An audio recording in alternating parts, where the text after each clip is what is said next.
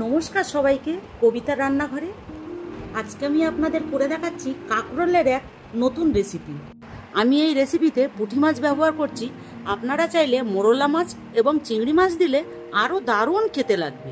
যারা কাঁকরোল খেতে পছন্দ করেন না তারাও চেটে পুটে খাবে এবং খুব কম সময়ের ভেতরেই এই রেসিপিটি তৈরি হয়ে যায়। চলুন তাহলে দেখে নিই রেসিপিটি। প্রথমে আমি এখানে কাঁকরোল আর আলু একটু পাতলা পাতলা করে কেটে নিয়েছি, সাথে একটু বেগুন নিয়েছি, কাঁচা লঙ্কা নিয়েছি আর একটু রসুন থেতো করা নিয়েছি। এরপর আমি বড় বড় সাইজের পুঁটি মাছে নুন হলুদ মাখিয়ে রেখেছিলাম, সেটা ভেজে নিচ্ছি। সাইজটা দেখুন একবার। এইরকম পুঁটি মাছ তরকারিতে দিলে একদম ফাটাফাটি লাগে। পুঁটি মাছগুলি ভাজা হয়ে গেছে, এরপর আমি তুলে নিচ্ছি। এইভাবে আমার সব মাছগুলি ভাজা হয়ে গেছে। এরপর আমি অল্প তেলের ভেতরে কাঁকরোলগুলো দিয়ে দিচ্ছি, দিয়ে সামান্য লবণ দিয়ে হালকা করে একটু ভেজে নেব। আমি এখানে তেলের ব্যবহারটা একটু কম করছি, আপনারা চাইলে বেশিও করতে পারেন। কাঁকরোলটা ভাজা হয়ে গেছে, এরপর আমি তুলে নিচ্ছি। এরপর আমি তেলের ভেতরে শুকনো লঙ্কা, কালো জিরে আর একটু রসুন দিয়ে ভেজে নেব।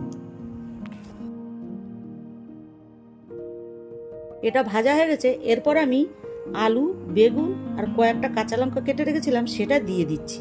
এতে সামান্য লবণ দিচ্ছি, দিয়ে এটাও হালকা করে একটু ভেজে নেব। এটা ভাজা হয়ে গেছে, এরপর আমি ভেজে রাখা কাঁকরোলটা দিয়ে দিচ্ছি।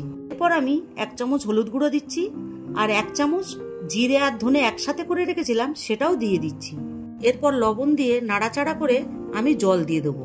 আমি এখানে বারবার একটু লবণ ব্যবহার করেছি, আপনারা ঠিক এইভাবেই লবণটা ব্যবহার করবেন। আমি এখানে আমার পরিমাণ মতন জল দেব, দিয়ে চাপা দিয়ে দিচ্ছি। মিডিয়াম ফ্লেমে 5 মিনিটের মতন ফুটবে। 5 মিনিট পর কাঁকরোল আর আলু দুটোই সেদ্ধ হয়ে গেছে। এরপর আমি ভেজে রাখা পুঁটি মাছটা দিয়ে দিচ্ছি।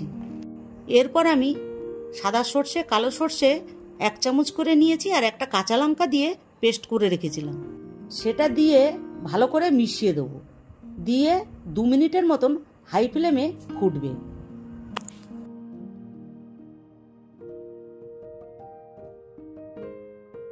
দু মিনিট হয়ে গেছে, রেসিপিটি কমপ্লিট হয়ে গেছে।